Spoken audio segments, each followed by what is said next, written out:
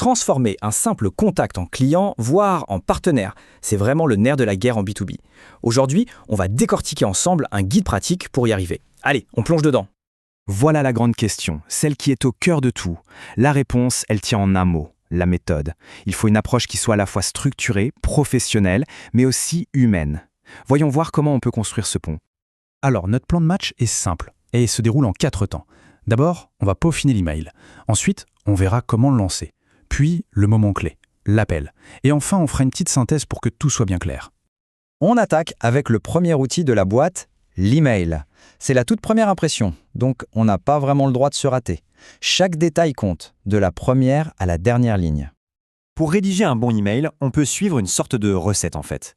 4 étapes clés pour être sûr de ne rien oublier et de mettre toutes les chances de son côté. Et là, on touche à un point fondamental. Il faut parler des bénéfices pour la personne qui lit, pas des caractéristiques de notre produit. Un objet d'email comme celui-ci, court, direct, qui parle d'un avantage concret, eh bien ça donne envie d'ouvrir.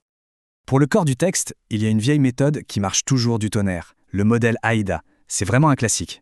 L'idée, c'est d'accompagner le lecteur, de le prendre par la main.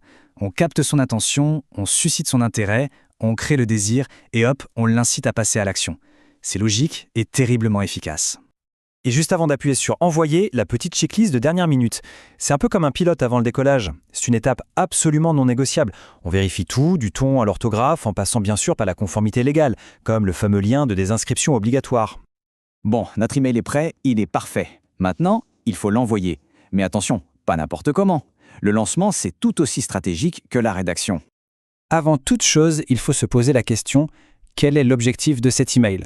En gros, il y a 2 écoles. Soit on cherche juste à chauffer le contact, à éveiller sa curiosité, soit on est plus direct et on vise le rendez-vous tout de suite. Les 2 stratégies se valent, tout dépend du contexte. Et bien sûr, il y a le côté un peu plus technique, mais c'est essentiel pour que la campagne ne tombe pas à l'eau.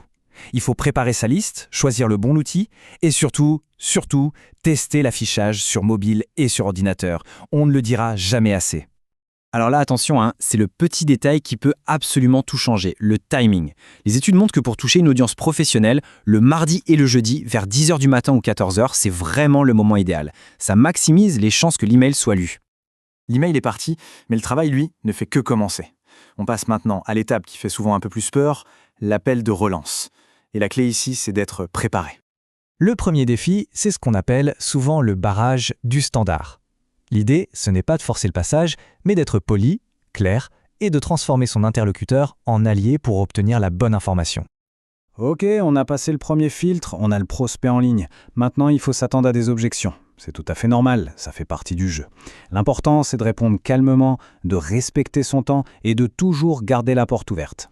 Et puis, il y a les objections qui semblent fermer la porte nette. Le grand classique, c'est « je travaille déjà avec un de vos concurrents ». Là encore, il y a une parade. Il ne s'agit pas de remplacer, mais de proposer une comparaison, une alternative. C'est une posture beaucoup plus intelligente. Bon, on a vu l'email, la campagne, l'appel. Il est temps de rassembler toutes les pièces du puzzle. Faisons une synthèse rapide de ce guide pour avoir les idées bien claires. Donc, si on devait résumer, voilà les piliers. Un email bien structuré pour convaincre. Un envoi stratégique, bien pensé. Une excellente préparation pour les objections. Et par-dessus tout, de la personnalisation et un respect scrupuleux des règles. C'est ça, la base d'une prospection réussie. Finalement, tout ce processus nous amène à cette question. À une époque où on peut tout automatiser, on se rend compte que le succès repose encore et toujours sur la qualité de l'interaction humaine. Les outils aident, c'est certain, mais une communication bien préparée, sincère et intelligente, ça fera toujours la différence.